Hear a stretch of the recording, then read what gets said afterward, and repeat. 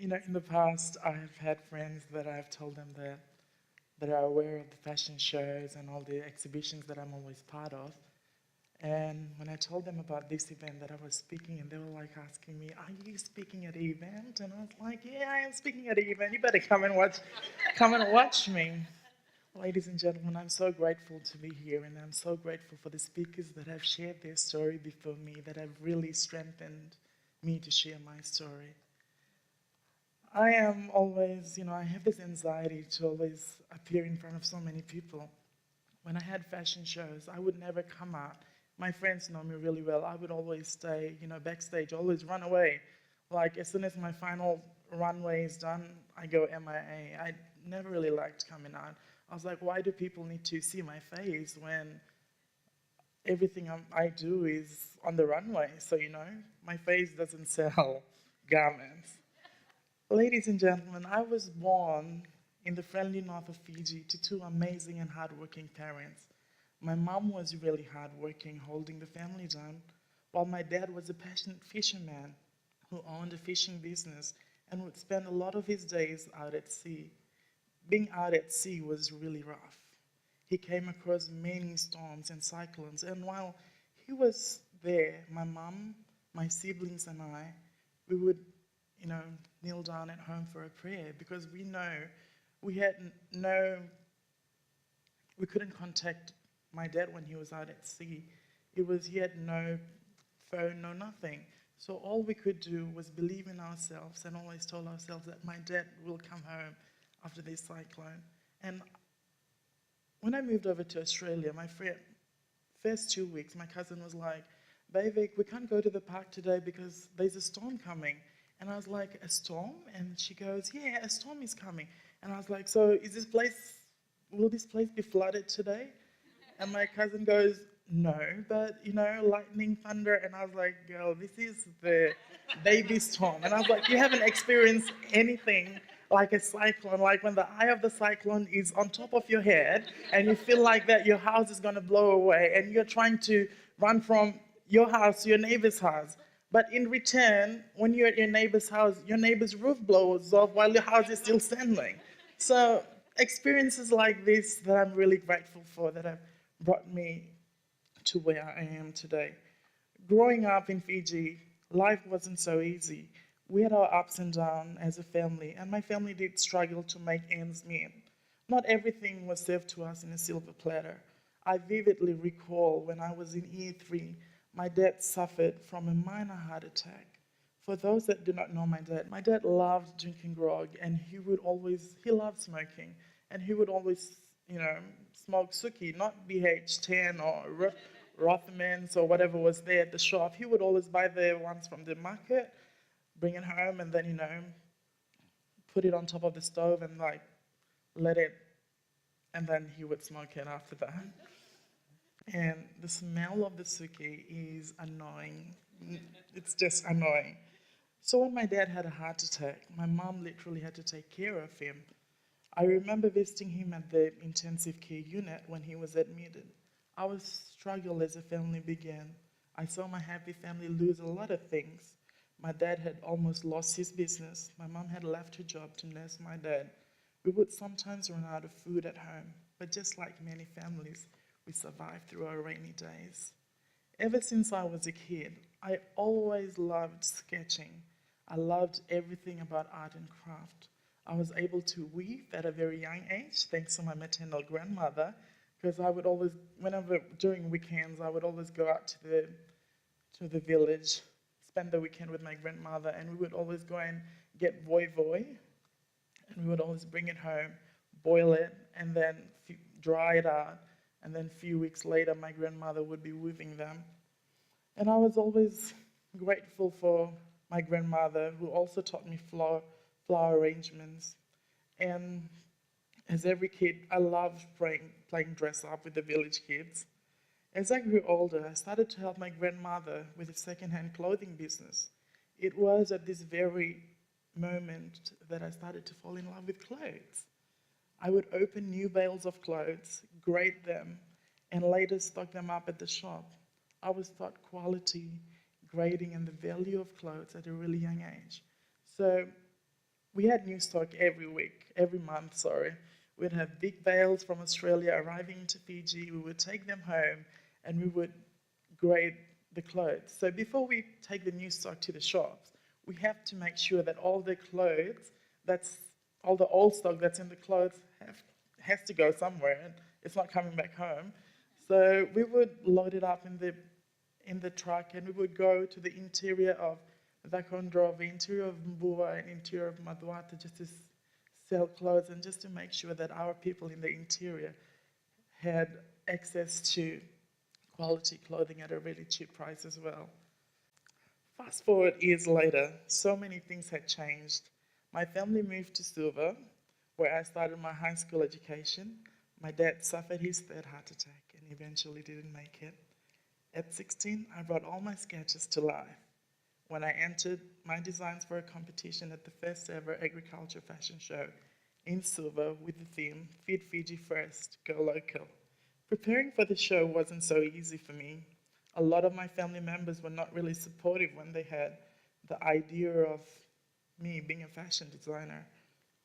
I had second thoughts of entering the show.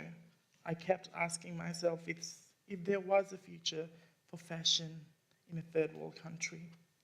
Since my family weren't so supportive of my decision, I started to make brownies and sold them at school. My brownies stopped with chocolate chips business went really well and was a hit. It was a hit because as soon as my brownies were sold out before the classes started, it helped cover the cost of all my materials and helped me pay for my tailors. Since I then didn't know how to sew, but I did put one outfit together because it just needed one elastic on the top and everything just went down. My first night out as a fashion designer was not only a dream but a validation in so many ways. The moment my name was called out as a winner, I had goosebumps up my sleeves. At the end of the night, I walked away home with 3 awards. That same night, I proved so many of my family members wrong who didn't believe in me but were there to witness the moment. I always wanted to achieve something for myself, and I remember my dad always telling me and my siblings to do better than he had done and to reach out for the skies. It's okay to fail, but don't forget to always rise up. I always had a dream and a vision as to where I wanted to go and where I wanted to be. Whenever I lost inspiration, I would always reflect on my family's struggle, and my dad's words would always somehow motivate me. My mom has always been an inspiration in everything I do and everything I stand for. Abraham Lincoln once said, and I quote, "I remember my mother's prayer and they have followed me.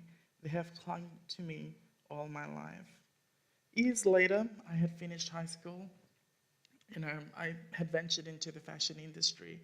And I was telling my mom one day, I was like, I don't want to do this. I don't want to do this. This is so expensive. Like buying fabrics and then printing and then getting someone else to do your sewing. It's too much.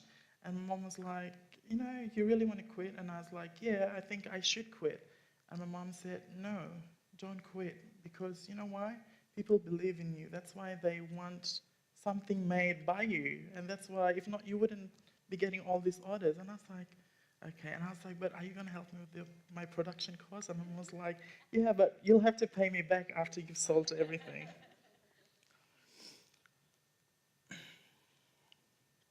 So few years after that, I had moved over to Australia to further my passion and to get a formal education. It was really a hard decision for me. I was not ready to lose my family, my friends who had supported me in my journey of becoming who I am today.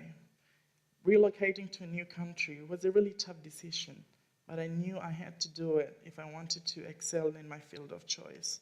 I miss so many things about home, from the lovely Fijian food, beaches, and most importantly, my friends and family. The struggle in this country is finding your niche in the market to trying to sell your garments. Funny story, 2 years now, I've been in Australia for 4 years, going into 5. 2 years ago, I was given this opportunity by the Parramatta Council to do a pop-up shop in Parramatta. And I was like, okay, I'll give it a go. And when people ask me, where does your inspiration come from? I tell them my inspiration is my culture and my tradition and my, Fiji is my inspiration. So everything I do, it has to evolve around that circle. So so when we had the shop, I had my caftans, I had my Birds of Paradise collection up on the rack. And then we would have all these our people coming in, and they would just come and just browse and just browse and just browse. And I was like, are these people going to buy something today, And then they'll be like, and soon after that, chat, just like any Fijian would do, and after that, go back. And I would be like, oh, okay. And she'd be, another one comes in, same thing, browse, and it'll be like, let's tell him on a Friday. And I was like, okay. So Friday comes, you wait for these people who'll be like, okay, I'll come back on Friday, but they never showed up. And I tell myself, well, we're not going to live it on a Friday, yeah? So, and a lot of people, 80% of my target audience these days is a group of people that I didn't expect would buy from me. The Australians in particular. They would come down on Fridays and they'd be like, they'll just come and grab something off the rack, and without even trying it, they'll be like, here you go. I'll be like, okay. So it happened a few times, and I was like, okay, so maybe, I should design clothes for these people, because they are the ones that really invest and really buy from me. But then my inspiration and everything I do comes from home. So at the end of the day, I would want my people to have access to designer clothing, but in a really cheaper price. But everything these days is really expensive. Even the production is not. Sometimes when people ask, why is it this expensive? And I was like, do you know, to sublimate a meter of material, it's like $55. And I was like, you want a meter of material for what, $10? But ladies and gentlemen, this industry is really a tough one to look for a break in. I had to enter a fashion show to compete, to assure me that I'm really worth the industry. And it was a moment of validation for me. I personally have come a long way in this industry, and this is only the beginning of many amazing things to come. I still haven't achieved the things that I had dreamt of, but I can assure you that I'm headed in the right direction.